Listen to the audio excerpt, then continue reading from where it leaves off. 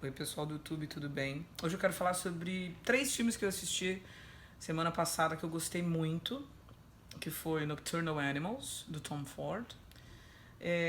O Tom Ford, que é estilista e faz filmes agora. Aliás, o screenplay, o roteiro foi dele, a produção é dele e a direção é dele. Então, eu particularmente, quando vi o trailer na internet, eu fiquei surpreso. Eu pensei, o Tom Ford, que é estilista, não sei se você sabe, mas ele foi estilista de uma grande maison, uma grande casa de moda internacional, até que ele criou a própria marca.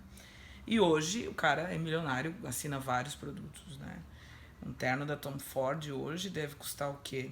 Uns 20, 30 mil reais, um terno da Tom Ford. E por aí, chutando assim, né?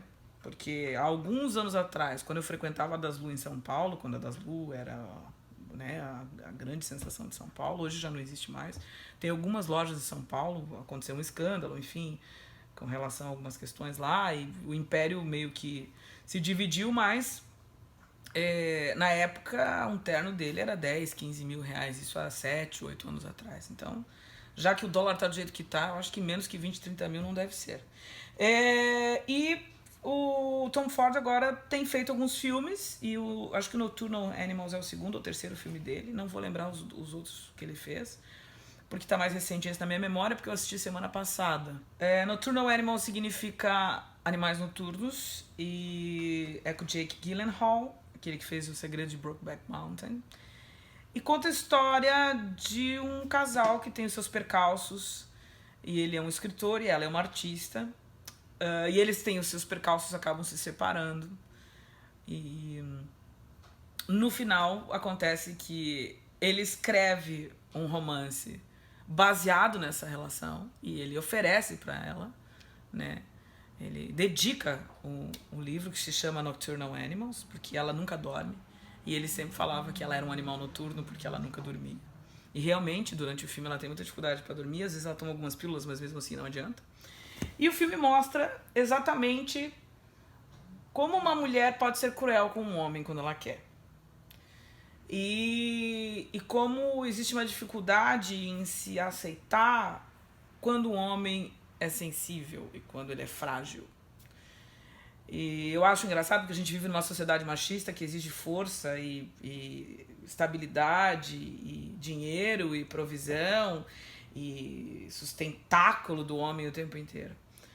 E é engraçado porque a personagem critica muito a mãe porque a mãe quer isso do pai, a mãe quer isso para um genro. E a mãe fala para ela que ela não ia ter culhão para aguentar um homem frágil demais do lado dela, um homem fraco, né?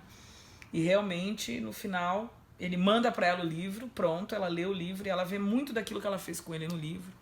E é bem interessante a história, e eu não vou fazer um spoiler, não vou contar como termina o filme. Até porque o final é surpreendente, o Tom Ford deixa a gente meio, tá, e agora? Qual é o próximo passo?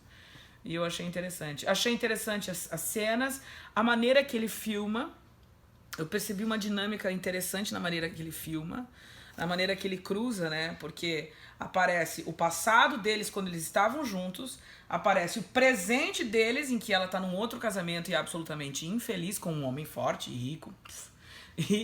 E no meio aparece as cenas do livro que ela tá lendo, enquanto ela tá lendo o livro.